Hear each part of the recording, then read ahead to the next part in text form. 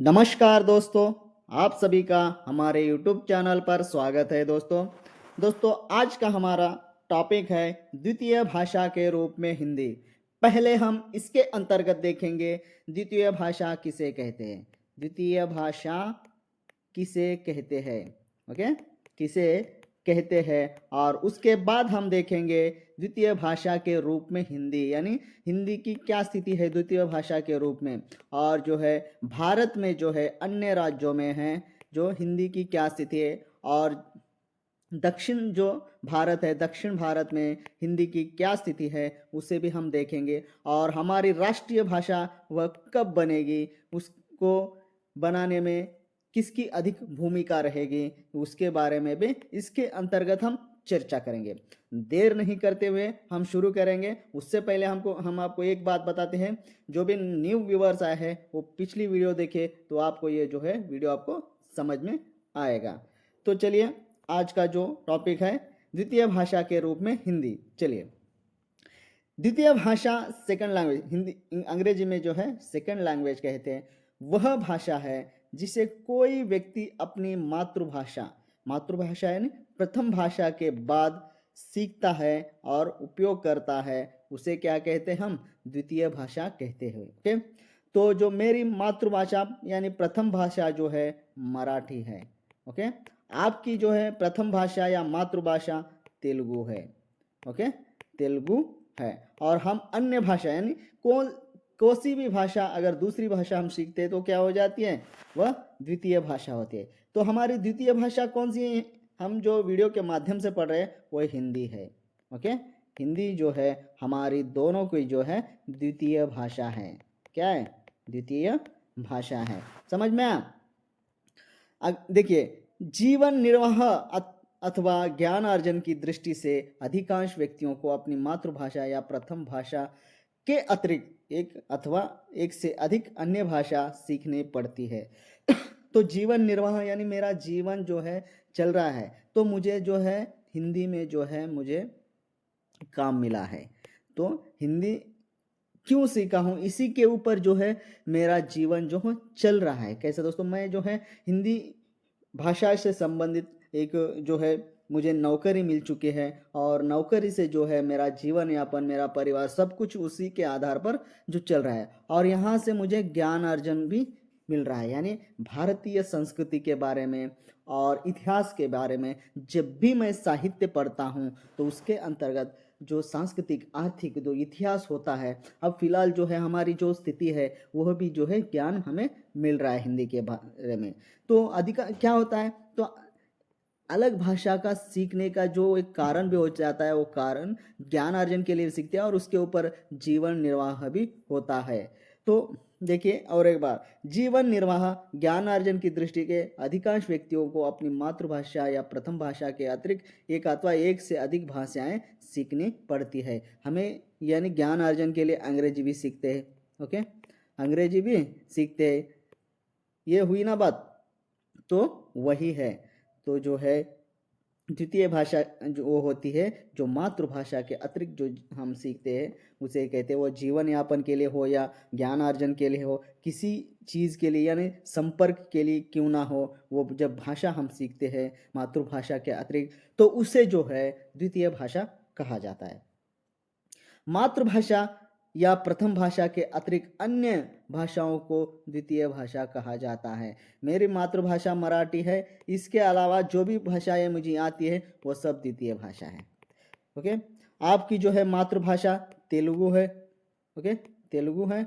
और इसके अलावा अगर आप हिंदी सीख रहे हो और अंग्रेजी सीख रहे हो या कोई जर्मनी लैंग्वेज भी सीख रहे हो, तो वह जो है आपकी द्वितीय भाषा है। तो तेलुगु आपकी जो है प्रथम भाषा है। समझ में आया। तो यह भाषा मातृभाषा से भिन्न हो सकती है और इसे औपचारिक और अनौपचारिक तौर पर सीखा जाता है। तो यानी द्वितीय भाषा को दो तरह से सीखा जाता है। ओके, एक तो औपचारिक तौर पर और दूसरा अनौपचारिक तौर पर। इसे जो हम अंग्रेजी में officially, okay, next unofficially, unofficially ये भी कह सकते हैं, या फॉर्मल, ओके, फॉर्मल तौर पे सीखना या अनफॉर्मल, यानी बिना फॉर्मल पद्धति के जब हम सीखते हैं तो उसे अनफॉर्मल कहते हैं, इनफॉर्मल कहते हैं उसे, ओके, इनफॉर्मल भी कहते हैं। इन चीज़ों को आप समझिएगा। तो यहाँ पे औपचारिक और अनौपचारिक रूप जो है दो तरह से हम जो है द्वितीय भाषा को सीख सकते हैं। तो इसके हम उदाहरण देखेंगे, अगर हम उदाहरण देखेंगे तो आपको समझ में आएगा। देखिए उदाहरण देखिए, यहाँ पे उदाहरण है पहला, औपचारिक रूप से सीखी गई द्वितीय भाषा, इससे संबंधित है। देखिए तेलुगु मातृभाषा वाले विद्यार्थी विद्यालय में हिंदी विषय के रूप में पढ़ते हैं, ओके, हिंदी विषय के रूप में पढ़ते हैं। यहाँ हिंदी उनकी द्वितीय भाषा है ना। तो हमारी जो पहली मातृभाषा कौन सी है, यानी प्रथम भाषा कौन सी है, तो है तेलुगु। कौन सी है, तेलुगु। इस उदाहरण से आपको समझ में आना चाहिए, जिसे वे औपचारिक शिक्षा स्कूल के माध्यम से सीखते हैं। तो जो बच्चे जो है स्कूल में द्वितीय भाषा के रूप में जो हिंदी सीख रहे हैं, वो क्या है, औपचारिक रूप से जो है वो सीखना है, उसे फॉर्मली वो सीख रहे हैं। समझ में आया। स्कूल में जो सीखी जा रही है वह जो है फॉर्मल यानी औपचारिक रूप से जो है द्वितीय भाषा को सिखाया जा रहा है। अनौपचारिक तौर पर किस तरह से सीखा जाता है उसका भी एक उदाहरण हम यहाँ पे देखेंगे। तो देखिए उदाहरण 2 नंबर का देखिए, अनौपचारिक रूप से सीखी गई द्वितीय भाषा क्या होती है। समझो तमिल मातृभाषा वाला बच्चा उत्तर प्रदेश यानी उत्तर भारत में रहते हुए मित्रों या पड़ोस बाजार में बातचीत करके हिंदी सीख लेता है। यह हिंदी उसकी द्वितीय भाषा है, यानी यह अनौपचारिक तौर से जो है यह भाषा सीखी जाती है। ऐसा नहीं कि द्वितीय भाषा फॉर्मल यानी औपचारिक तौर से ही सीखी जाती, ऐसा नहीं होता है। अनौपचारिक तौर पर भी सीखी जा सकती है, जिसे उसे अनौपचारिक रूप भी हम कहते हैं। अगला बिंदु देखिए, द्वितीय भाषा आमतौर पर उस समाज या देश में किस लिए संवाद, शिक्षा, सरकारी कामकाज की महत्वपूर्ण भाषा होती है। यानी संवाद के लिए काम में आती है, शिक्षा के लिए काम में आती है, और उसके साथ साथ सरकारी कामकाज में भी काम में आती है। तो द्वितीय भाषा ऐसा नहीं है कि काम में नहीं आएगा। तो वो जो है संवाद के लिए काम में आएगा, शिक्षा के माध्यम बनेगा, शिक्षा का एक तो सरकारी कामकाज कार्य होगा उसमें। तो वैसा यहाँ पे देखिए भारत में जो है अंग्रेजी है। समझ में आ रहा है। उसका उदाहरण जैसे भारत में अंग्रेजी जो है समाज देश में संवाद और शिक्षा और सरकारी कामकाज में जो है यह भाषा का प्रयोग किया जा रहा है। समझ में आया। अगला बिंदु देखिए, भारत के हिंदीतर राज्यों में हिंदी का पठन पाठन मातृभाषा के बाद द्वितीय भाषा रूप में किया जाना चाहिए। ज़्यादातर नहीं किया जा रहा है, इसलिए हम किया जाना चाहिए, इसलिए यहाँ पे चाहिए ऐसा लिखा है। क्योंकि हिंदी संघीय का मतलब क्या है, केंद्रीय सरकार राजभाषा, ओके, केंद्रीय संघीय मतलब केंद्रीय सरकार राजभाषा, ओके, संघीय राजभाषा है। संघीय राजभाषा अंग्रेजी भी जो है बनी हुई है, पर सदैव के लिए नहीं। अंग्रेजी भाषा जो है वह भी जो है राजभाषा बनी हुई है संघीय, परंतु सदैव के लिए नहीं। इसका जीवन काल सतत क्या हो रहा है, बढ़ाया जा रहा है। एक दिन तो इस राजभाषा पद को उसे छोड़ना ही पड़ेगा, तब भारत की संघीय राजभाषा केवल हिंदी होगी, यह राष्ट्रभाषा भी होगी। कौन सी भाषा अगर जाएगी तब जाके जो है हिंदी राष्ट्रभाषा और राजभाषा होगी, तो वह भाषा है अंग्रेजी है, जो भारत के लोगों को जो है मोह में जकड़ रखा है वो। इसलिए जो है भारत की हिंदी जो है राष्ट्रभाषा नहीं बन पा रही है, ओके। केवल माध्यमिक स्तर पर द्वितीय भाषा के रूप में इसका अध्यापन किया जाना चाहिए। तो माध्यमिक स्तर जो होता है उस स्तर पर भी हमें क्या करना चाहिए, द्वितीय भाषा के रूप में जो है हिंदी को ही पढ़ना चाहिए, ओके। ऐसा अनिवार्य हो जाएगा, तब जाके जो है हिंदी हमारी द्वितीय भाषा होगी, द्वितीय भाषा नहीं, हमारी जो है राजभाषा और राष्ट्रभाषा हो जाएगी। समझ में आया। हमने नोट दिया है आपके लिए। सर ये क्या सर, आप छोटी छोटी बातों के लिए भी इस तरह के नोट्स दे रहे हो। हाँ भाई, छोटी छोटी बातें कभी कभी जो है बड़ा जो है घाव कर जाती है। समझ में आया। तो इसलिए तो यहाँ पे नोट संघीय राजभाषा यानी संघीय के बारे में हमने क्या किया, यहाँ पे एक नोट बनाया है। संघीय राजभाषा वो भाषा होती है जिसका प्रयोग संघ अपने शासकीय कार्यों, प्रशासन, कानून, संसद और आदेश, सूचनाओं और सरकारी पत्राचार में करती है। इसका मतलब जो है, जो सरकार शासन करती है वह जो है संघीय राजभाषा के माध्यम करती है। तो केंद्रीय सरकार जो है हिंदी और अंग्रेजी के अंतर्गत जो है अपने शासकीय कार्य और प्रशासन, कानून, संसद, आदेश, सूचनाएं और सरकारी जो पत्र व्यवहार होता है उसके अंतर्गत जो है हिंदी और अंग्रेजी का जो है इस्तेमाल करती है, इसलिए हम उसे संघीय राजभाषा कहते हैं। ओके, भारत में हिंदी संघीय की राजभाषा है। हिंदी क्या है? संघीय राजभाषा है। प्रशासनिक सुविधा के लिए अंग्रेजी का सहायक रूप भी प्रयुक्त होता है, यानी हिंदी के साथ साथ हम अंग्रेजी का भी उपयोग करते हैं। कैसे सर? उदाहरण से हम देखेंगे तब आपको आसानी से समझ में आएगा कि हिंदी जो है संघीय राजभाषा है। ओके, देखिए उदाहरण नंबर 1 देखिए। उदाहरण 1 देखिए, यहाँ पे संसद का कार्य, संसद में विधेयक, जो विधायक होते हैं, कानून, बहस हिंदी में ही की जाती है। वहाँ पे क्या होता है? कानून और विधेयक जो करता है वो हिंदी में ही करता है, साथ ही अंग्रेजी का भी प्रयोग करता है। समझ में आया? यह हिंदी संघीय राजभाषा के रूप में प्रयुक्त हो रही है। समझ में आ रहा? कहाँ पे? जो संसद में जो कानून यानी कानून पारित करते हैं और वहाँ पे जो बहस होती है वो जो है हिंदी में होती है, उसके साथ साथ अंग्रेजी का भी प्रयोग होता है। दूसरा देखिए, केंद्र सरकार ने के कार्यालय, मंत्रालयों द्वारा जारी परिपत्र, अधिसूचना, इंफॉर्मेशन, कार्यालय पत्र हिंदी में ही बताए जाते हैं। केंद्र सरकार कार्यालय, मंत्रालय जो होते हैं उसके द्वारा जारी किए गए परिपत्र हो या अधिसूचना हो या कार्यालय पत्र हो, वो हिंदी में ही बनाए जाते हैं। तो यह संघीय राजभाषा का व्यवहारिक उपयोग है। क्या है? व्यवहारिक उपयोग है। समझ में आ रहा? अगला देखिए, सरकारी फॉर्म, अधिसूचनाएं, पासपोर्ट, रेलवे, बैंक, प्रतियोगी परीक्षाओं के फॉर्म हिंदी में उपलब्ध होते हैं। ये कौन सा है? तो यह संघीय राजभाषा का जो देखिए यह दर्शाता है कि संघ अपने कामकाज में हिंदी का प्रयोग करता है। इसे जो हमने देखा है उसको देखते हुए हमें क्या लगता है कि वो संघ अपने कामकाज में हिंदी का प्रयोग करता है, ऐसा हमें लगता है।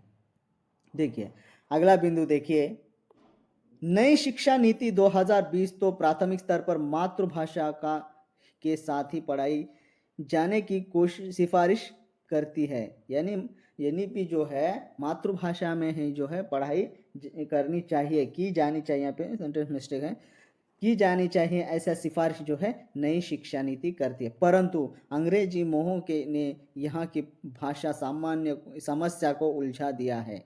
यहाँ की भाषाओं को जो है उन्होंने उलझा रखा है। किसने भाई? अंग्रेजी ने। संविधान निर्माताओं ने भारत की भाषा समस्या को बहुत हल्के में लिया है, जिसका परिणाम सामने है। यानी जब संविधान निर्माताओं ने जब संविधान बना रहे थे उस समय जो है भाषा के ऊपर उतना उन्होंने जोर नहीं दिया था, इसलिए जो है आज हमारी जो है भाषा राष्ट्रीय भाषा के तौर पर हमें नहीं देखने को मिलते हैं, जो सभी राजभाषा है।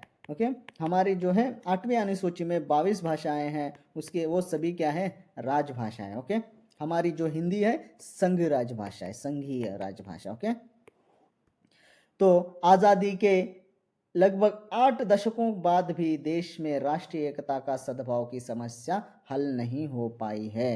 समझ, द्वितीय भाषा क्यों पढ़ रहे, समझ रहे हो ना? वही इसलिए पढ़ रहे हम, द्वितीय भाषा क्यों होनी चाहिए। ओके, वो क्या करती है? वो संपर्क के हमारा जो एक दूसरे से मित्रता बनाए रखती है राज्यों में।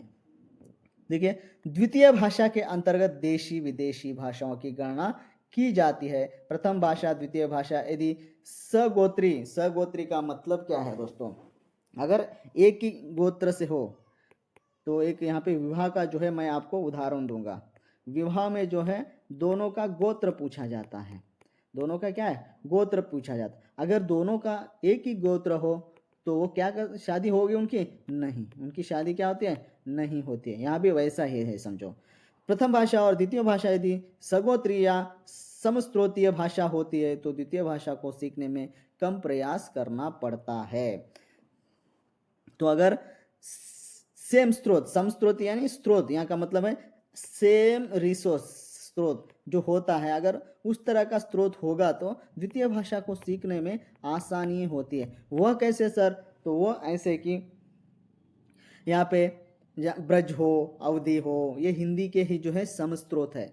तो हमें ब्रज बोलने वाला हिंदी आसानी से बोल सकता है, अवधी बोलने वाला हिंदी आसानी से बोल सकता है। हाँ, यही जो है हमको देखना है। देखिए उदाहरण देखते हैं हम, उदाहरण से आपको समझ में आएगा। तो हमने कहा था शादी के मोमेंट में कहा था गोत्र यानी दोनों गोत्र एक है तो आराम से गोत्र को पहचान सकते हैं, दोनों आराम से बात कर सकते हैं। यहाँ पे शादी का छोड़ दो, मैं आपको गोत्र को समझाने के लिए जो है ऐसा समझाया था। ओके, उदाहरण, एक पंजाबी भाषी है, गुजराती भाषा या मराठी भाषा को हिंदी सीखने में तमिल या तेलुगु भाषा की अपेक्षा कम प्रयास करना पड़ता है। इसे हिंदी के पकड़ो, समझो यहाँ पे हम हिंदी लिखते हैं, बीच में जो है हिंदी है, ये हिंदी है। देखिए यहाँ पे जो है पंजाबी है, पंजाबी और गुजराती है, और यहाँ पे जो है वो है तेलुगु, तमिल, तमिल तेलुगु।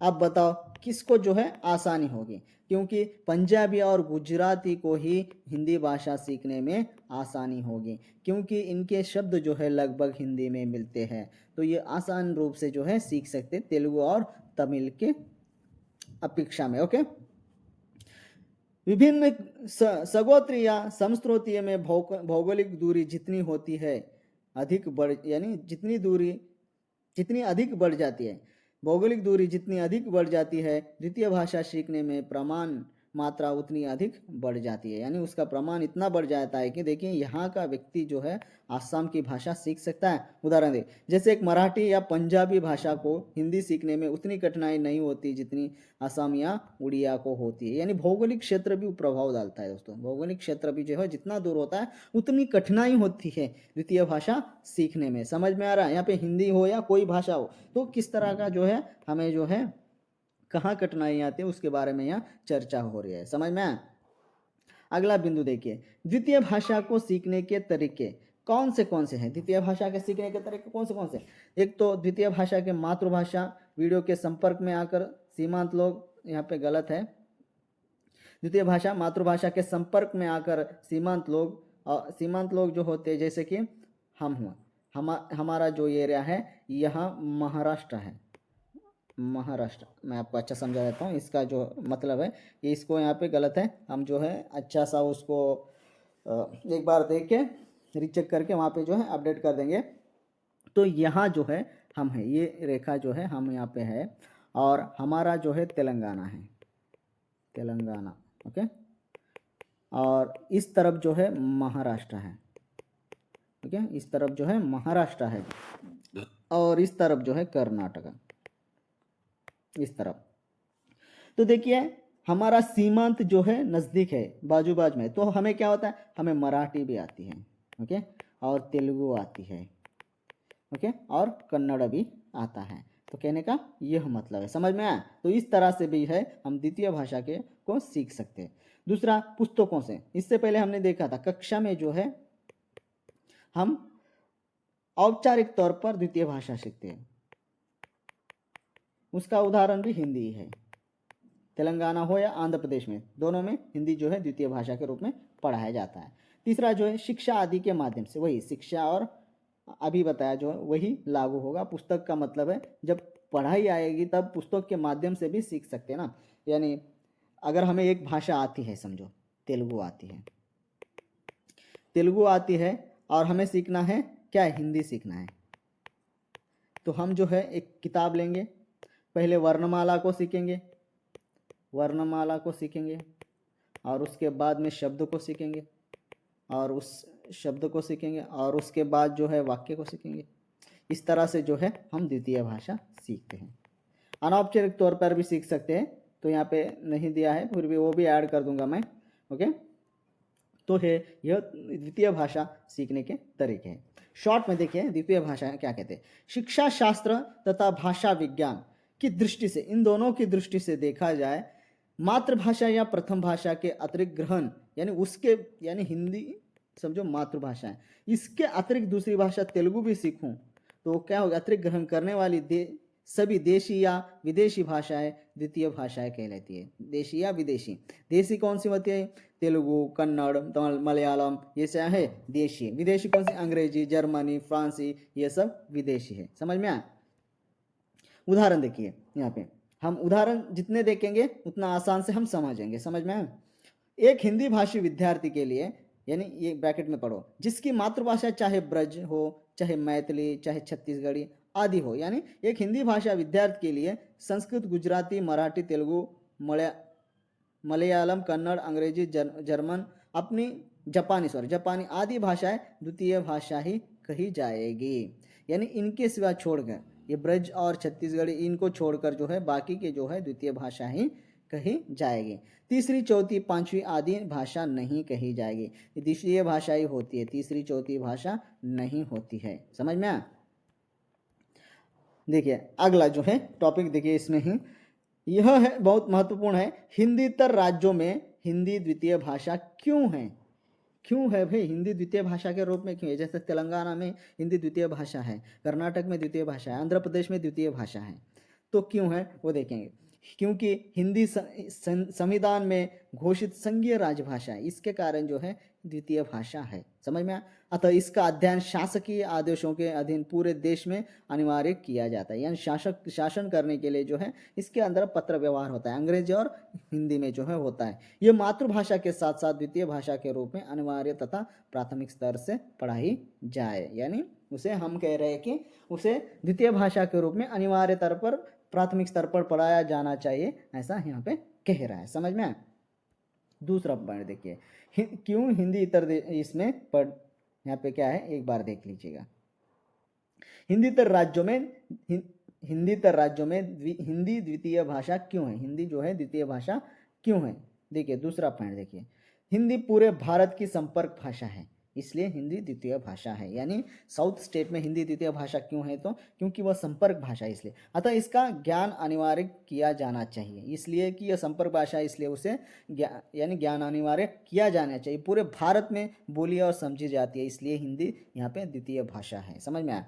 तीसरा देखिए, हिंदी संस्कृत की विरासत में विकसित भाषा है, तो संस्कृत से आई हुई भाषा है, इसलिए हिंदी द्वितीय भाषा है। भारत की आर्य भाषा पंजाबी, उड़िया, बंगाली, आसामी, गुजराती, मराठी सभी जो संस्कृत की परंपरा से ही समांतर विकसित हुई है, तो हिंदी भी वहीं से परंपरा से हिंदी के समांतर विकसित हुई है, इसलिए वो जो है हिंदी द्वितीय भाषा होनी चाहिए। अतः इनका संस्कृत के रास्ते हिंदी में पूरा तालमेल है, जो कि इनका जो संस्कृत के रास्ते हिंदी में पूरा जो है तालमेल दिखाई देता है। दक्षिण की 4 भाषाएं देखिए, तमिल, तेलुगु, कन्नड़, मलयालम भारत में द्रविड़ परिवार की है। ये कौन सी है? आर्य भाषाएं। ओके, ये द्रविड़ परिवार की भाषाएं, इन पर संस्कृत का पर्याप्त प्रभाव है। यदि इन राज्यों में मातृभाषा के साथ संस्कृत का अध्ययन किया जाए तो इन राज्यों में हिंदी की राह आसान हो जाएगी। यानी यहाँ पे क्या करना है, तो यहाँ पे संस्कृत को बढ़ावा दिया गया समझो, तो हिंदी को पढ़ाना जो है धीरे धीरे आसान हो जाएगा। दक्षिण भारतीय भाषाएं संस्कृत से पूरा तालमेल रख कर चलती है। यानी हमने इससे पहले आपको उदाहरण भी दिया था, अगर तेलुगु में संस्कृत में विद्या कहा जाए तो तेलुगु में क्या कहा जाता है? विद्यालय को विद्यालय कहा जाए, तो यहाँ भी विद्यालयम। तेलुगु में क्या कहते हैं? विद्या। गुरु ले लो, गुरु को हम हिंदी में संस्कृत में लिखे समझो, यहाँ पे भी तेलुगु में क्या कहते हैं? गुरु ही लिखते हैं, तो यहाँ पे तालमेल बैठता है। अगर इसी को हम इस हिंदी लिपि में लिखेंगे तो इस तरह से देखने को मिलेगा ना, इसलिए कह रहे हैं यहाँ पे। समझ में आया? तो यहाँ पे यदि इन राज्यों में मातृभाषा के साथ संस्कृत का अध्ययन कराया जाए तो इन राज्यों में हिंदी की राह आसान हो जाएगी, इसलिए अभी मैंने बताया दक्षिण भारतीय भाषा संस्कृत से पूरा ताल में रखकर चलती है। इससे पहले आपको दिखाया। दक्षिण की भाषाओं को नागरी लिपि में, मैं वही बात बोल रहा था, दक्षिण की भाषाओं नागरी लिपि में लिख दिया जाए तो यह हिंदी से बहुत दूर नहीं लगेगी, सेम लगेगी। इससे पहले मैंने लिखा है ना गुरु, गुरु को लिखते गुरु, ये भी गुरु होगा। अगर इसको इसमें लिखे तो यही आएगा ना, तो इसलिए कह रहे हैं बहुत दूर नहीं लगेगी, क्योंकि इनकी शब्दावली की संस्कृत में भरमार है, यही शब्दावली हिंदी ने भी ग्रहण की है। संस्कृत भारत की ऐसी विलक्षण भाषा जिसमें कितने ही भाषाओं को अपनी धार में लिया है। तो संस्कृत में जो शब्द है, अधिकतर शब्द जो है हिंदी में संस्कृत के ही। ओके, हिंदी में जो अधिकतर शब्द है वह संस्कृत के ही है। समझ में आ रहा? वही कह रहा है यहाँ पे। देखिए, मध्य युग में उत्तरी भारत में भक्ति जो धारा प्रभावित हुई वह दक्षिण से आई थी, इसलिए द्वितीय भाषा को हमें हिंदी को रखना चाहिए। ये जो है कारण है, समझ में आ रहा है। अगला देखिए बिंदु, अगला बिंदु देखिए यहाँ पे, स्वतंत्रता प्राप्ति के बाद माध्यमिक शिक्षा में सुधार लाने हेतु 1948 में डॉक्टर ताराचंद की अध्यक्षता में एक समिति नियुक्त हुई, यानी उस समिति का गठन किया गया। इस समिति ने सीनियर बेसिक स्तर पर मातृभाषा के अतिरिक्त संघीय भाषा अनिवार्य करने की सिफारिश की है, यानी मातृभाषा के साथ साथ संघीय राज्य भाषा यानी संघीय भाषा का अनिवार्य करना चाहिए, ऐसी सिफारिश जो है डॉक्टर ताराचंद की अध्यक्षता में की गई थी। यह वह समय था जब तक राजभाषा अधिनियम पारित नहीं हुआ था, यानी राजभाषा से संबंधित जो अधिनियम बना था वह भी पारित नहीं हुआ था, इसलिए द्वितीय भाषा के रूप में हिंदी पढ़ाई जाती है। भाई समझ में आया। सन 1949 में हिंदी को संविधान में राजभाषा का पद मिला, साथ में अंग्रेजी भी 10-15 वर्ष तक के लिए राजभाषा बनाई गई। ओके, संविधान निर्माताओं ने अनजाने ही समस्या खड़ी कर दी। यदि भारत की एक ही संघीय भाषा घोषित होती तो यहाँ की भाषा समस्या इतनी न उलझती, परंतु व्यवहारिक रूप से भारत की संघीय भाषा जो है हिंदी है, व्यवहारिक तौर पर, सैद्धांतिक तौर पर नहीं। समझ में। इसे पूर्ण मान्यता देते हुए हिंदीतर राज्यों में मातृभाषा के बाद द्वितीय भाषा के रूप में पढ़ाया जाना अनिवार्य किया जाना चाहिए। ऐसा करना राष्ट्रीय एकता के हित में भी है। अनिवार्य किया जाना चाहिए, क्यों यहाँ पे शब्दों का प्रयोग किया? क्योंकि तमिल और बंगाल में जो है हिंदी को वो पढ़ाते नहीं हैं, इसलिए जो है वहाँ पे अंग्रेजी का बोलबाला है, इसलिए वो उस शब्द का जो है हम प्रयोग किए हैं। समझ में आया। देखिए 8वां देखिए, वास्तविकता यह है कि दक्षिण भारत में हिंदी का विरोध राजनीतिक है। ये जो है राजनीतिक तौर पे जो है दक्षिण में हिंदी का जो है विरोध हो रहा है, सामाजिक तौर पर नहीं। ओके, व्यवहारिक नहीं, यानी व्यवहारिक तौर पर उसका कोई भी विरोध नहीं कर रहा है, बस राजनीतिक तौर पर जो है हिंदी का विरोध हो रहा है दक्षिण में। दक्षिण भारत के 2 राज्य केरल, आंध्र प्रदेश में हिंदी को द्वितीय भाषा का दर्जा प्राप्त है। उसके साथ साथ अभी तेलंगाना में भी जो है द्वितीय भाषा का दर्जा प्राप्त है। कर्नाटक में भी इसे यह स्थान दिए जाने का विरोध नहीं है। फिर भी विरोध कहाँ पे है? विरोध है तमिलनाडु और बांग्ला में जो है इसका विरोध किया जाता है। इनके विरोध को संस्कृत के रास्ते सहज रूप में मिटाया जा सकता है। इन प्रदेशों में हिंदी की अनेक संस्थाएं भी सक्रिय है, यानी इन प्रदेशों में जो है हिंदी की संस्थाएं हिंदी को द्वितीय भाषा के स्तर पर लेकर आना चाहिए, ऐसा वो जो काम कर रहे हैं। तो पहले संस्कृत को इंट्रोड्यूस करेंगे तो हिंदी जो है द्वितीय भाषा बन जाएगी और राष्ट्रभाषा भी बन जाएगी, ऐसा जो है कहना है। तो हिंदी की स्थिति है, तो द्वितीय भाषा के रूप में हिंदी क्यों पढ़ रहे? इसलिए पढ़ रहे, समझ में आया। द्वितीय भाषा के रूप में हिंदी क्यों पढ़ रहे? इसलिए पढ़ रहे, यही है इसका कारण। ओके, आगे देखिए हिंदी भाषा के माध्यम से सांस्कृतिक जुड़ाव, भारतीय साहित्य, लोक संस्कृति, सिनेमा, मीडिया को समझना आसान होता है, इसलिए जो है हिंदी को द्वितीय भाषा के रूप में पढ़ाया जाना चाहिए और पढ़ाया जा रहा है। इससे एक भारत और श्रेष्ठ भारत की भावना मजबूत होती है। इससे जो है एक भारत और श्रेष्ठ भारत की जो है भावना मजबूत होती है, इसलिए हिंदी को राष्ट्रभाषा घोषित करनी चाहिए और उसके साथ साथ राजभाषा भी घोषित करना चाहिए। समझ में आया। तो राजभाषा तो पहले से ही है, तो हमें राष्ट्रीय भाषा और हिंदीतर राज्यों में साउथ स्टेट में द्वितीय भाषा के तौर पर स्वीकार किया जाना चाहिए, ऐसा जो है प्रयत्न चल रहा है, प्रयत्न हो रहा है। समझ में आया।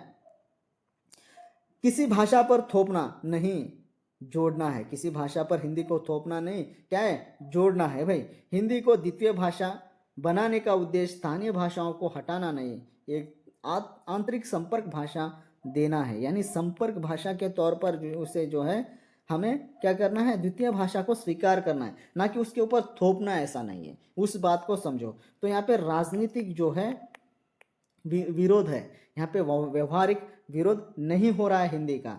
तो हिंदी एक दिन ज़रूर जो है राष्ट्रभाषा बनेगी और जो है सभी राज्यों में हिंदी का जो है बोलबाला होगा, वो अपना स्थान ग्रहण करेगी, जो है हिंदी अभी प्रस्तुत जो हम देख रहे हैं हिंदी को धीरे धीरे कर कर ये लोग भी जो है दक्षिण भारत के लोग भी हैं हिंदी को अपनाना शुरू कर देंगे, ऐसा हमें लगता है। इन जो वाक्यों को पढ़ते हुए हमें वैसा लगता है। तो आज का जो टॉपिक था यह था जिस दोस्तों हिंदी यानी द्वितीय भाषा के रूप में हिंदी